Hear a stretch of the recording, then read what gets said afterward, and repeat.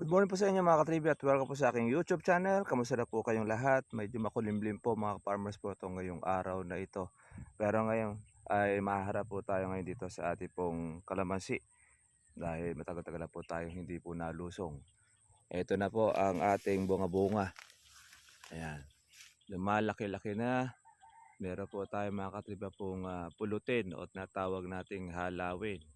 Yung iba mga katribya po ay meron ng reject. Kailan lang yan, maliliit, pero ngayon gaholin na.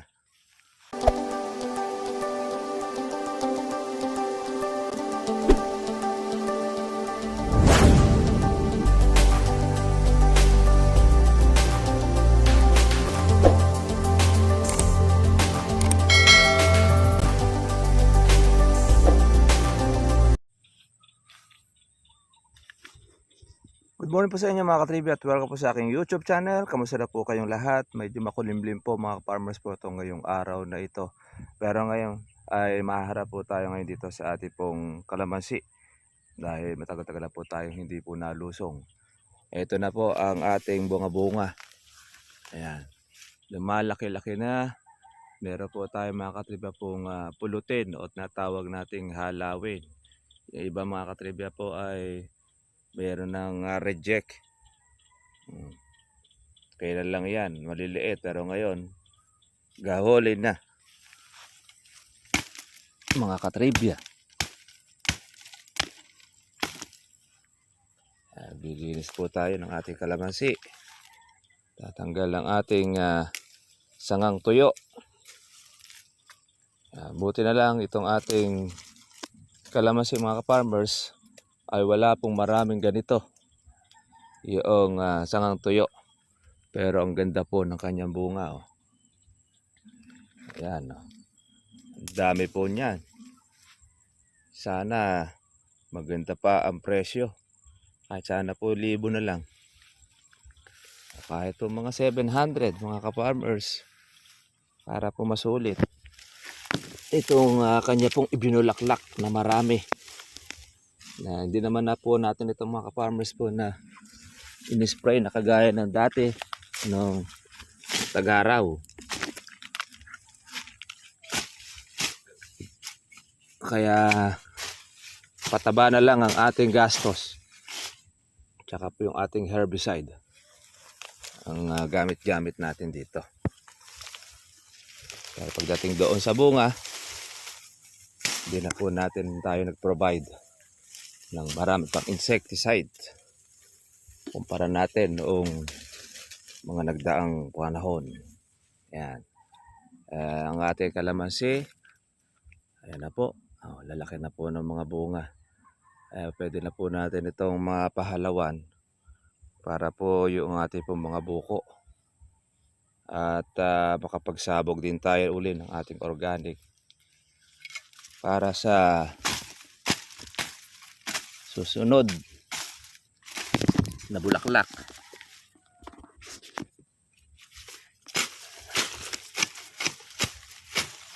Tayo po mga ka-farmers ay magpapabunga itong buwan po ng Disyembre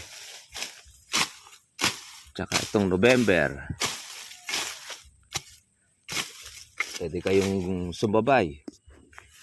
Pagbubunga kasi mga ka-farmers po ng November tsaka December, para po alam po ninyo, ang sabog po ng abono ay August tsaka po September.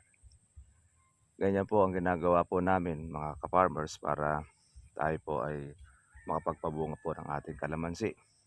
At siyempre, hindi lang po talaga makikita natin siya na mamumuti sa bulaklak, lalo na pagka po ang bunga natin ay hitik.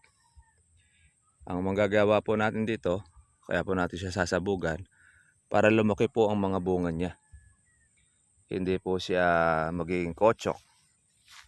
Bagay na bagay po sa ganyan yung pong ating organic fertilizer.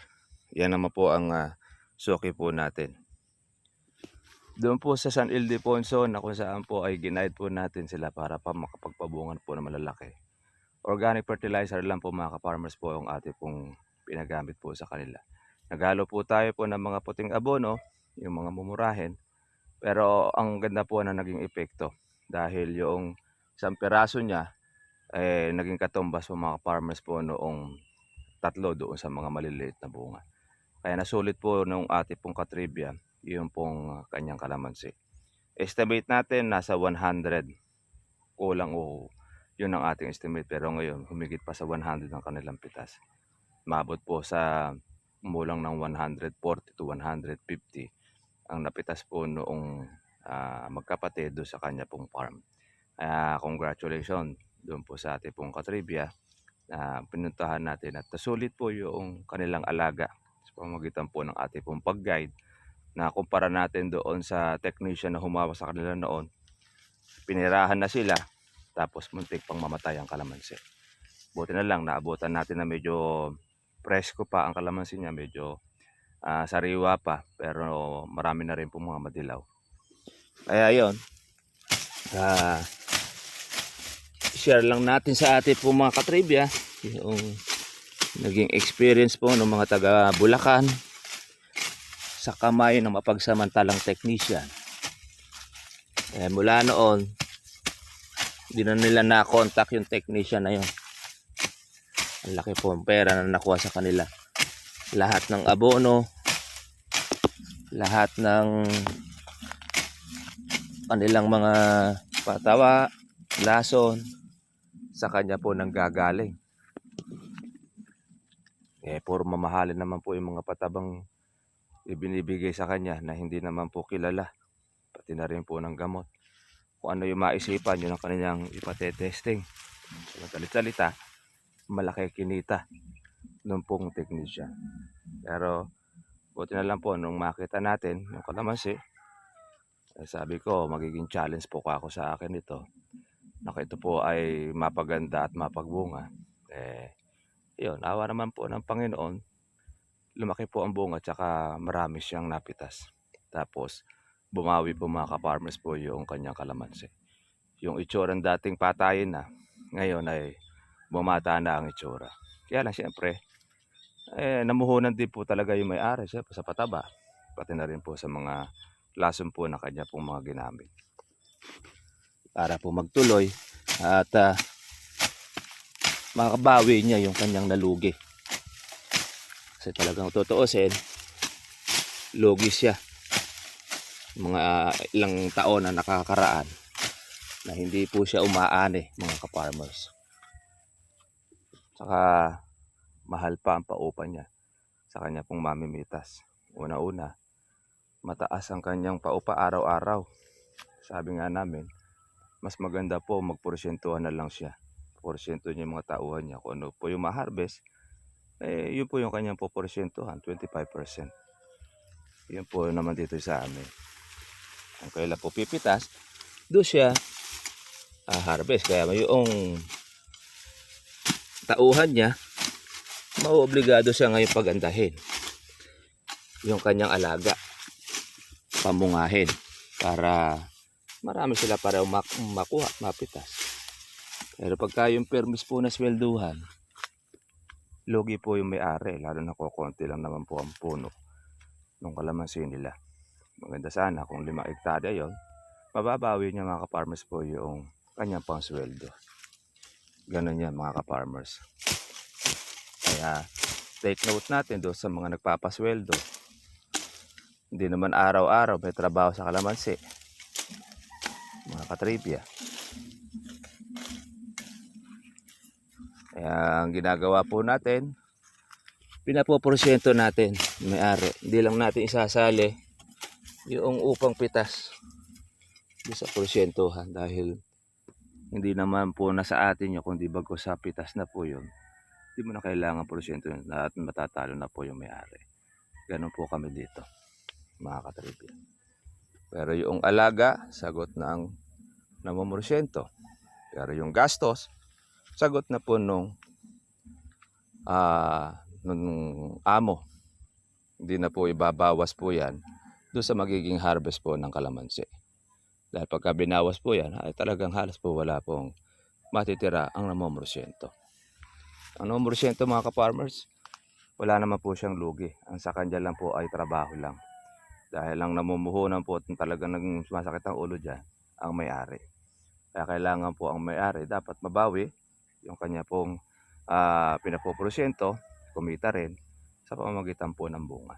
Kaya pagka walang bunga ang kalamansi, lugi ang may-ari. Pero pag maraming bunga ang kalamansi, lalo't pag natsyempo po ng presyo, masaya ang namumrosyento, masaya rin po ang may-ari. Dahil nagtutulong po sila. Hindi lang po isa ang masaya, hindi lang yung may-ari. Ganun yan mga katribya. Kaya doon po sa ating mga ka-farmers, sinishare po namin sa inyo para at least meron kayong idea kung kayo man po ay naghahanap po ng porsyentuhan or ng tauhan sa kalamansi. Wag po ninyong gawin po yung arawan 500. Kung 3 tao kayo yung inyong tauhan, tapos 1 hektarya lang ang hahawakan, malulugi po kayo doon mga ka-farmers. Baka po yung aanihin ng inyong kalamansi sa kanila lang po mauuwi sa inyo pong paupa. Dapat yan, kung meron kayong upahan na arawan o tawag dito yung monthly, dapat mga nasa 4 o 5 hektarya ang hawak nilang 3 para po masulit. Kasi pag 1 hektarya lang ang hawak nila or 2, talo po ang may-ari. Lalo na't ganong buwanan po ang sahod. Hindi naman po parang company yan na permis ang kita po ng company. Ang kalamansi kasi talaga may talo dyan. Ang talo mo dyan, pag hindi mo siya napagbunga ng marami, pagkatapos pag po mababa pa ang presyo ng kalamansi kahit marami ang bunga. Kaya baka doon sa inyo pong tauhan, wala pa kayong may pasahod or mag-abono pa kayo. Yun po ang isa po doon sa ating nakikita sa ating pong mga katribya kung kayo man po ay naghahanap po ng inyong tauhan. At saka alam niyo po yung sweldo po na 900 o 9,000 sa isang buwan, hindi na po masama yun pagka ikaw nagkakalamansi na maibigay po sa iyo. Kasi una-una, sa may-ari pa po yung pagkain, pati rin yung merienda. Pumasok ka man po mga farmers po doon sa mall o ano pa man, yung sahod mo may kaltas ka pa ng SSS, may GSIS, may tax pa, etc. Pagkain mo, pamasahe mo, merienda mo, sagot mo, hindi sagot ng kumpanya. Ganun yun. Kaya halos magkano lang po matitira ng inyo pong araw-araw na pinaghahanap buhayan. Tapos ang pasok, 6 to 6, 12 oras.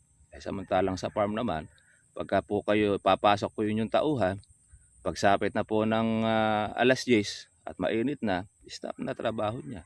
Babalik na lang siya ng mga bandang alas 3. So sabihin, yung oras niya na yun, mahaba yung kanya pong bakante, hindi naman po puspusan ang mga tauhan po ninyo. Lalo na pagka po yung mainit na. Hindi kagaya po sa kumpanya, tama nga, masarap ang kanyang pakiramdam, lagi po naka-aircon, lalo pagka security guard, lagi ka nakatayo, pero mahirap. Kumbaga sa punto po na yun, 12 oras ang trabaho mo, magneneto ka lang ng 300 to 400. Dahil marami ka pang mga kaltas, magko-commute ka pa. Doon ako doon sa may kalamansi na medyo mahaba-haba pa pahinga mo. Hindi naman ganun din kabigatan ng inyong magiging trabaho, lalo na kung sanay ka naman sa paggugulay. Kaya yun po mga farmers, kwan lang po naman natin share sa ating po mga katribya kung saan po kayo ay naghahanap ng inyo pong tauhan. Dapat ay alam po natin po yung mga alituntunin sa bagay po na yun para hindi kayo matalo. Iyakin lang po natin yung tauhan natin ay masipag. Kasi pagka natsyempohan ninyo ng tauhan ninyo ay talagang pinipirahan lang kayo mga katribya, mag-isip-isip na. Huwag nyo kagad ibibigay po ang pera.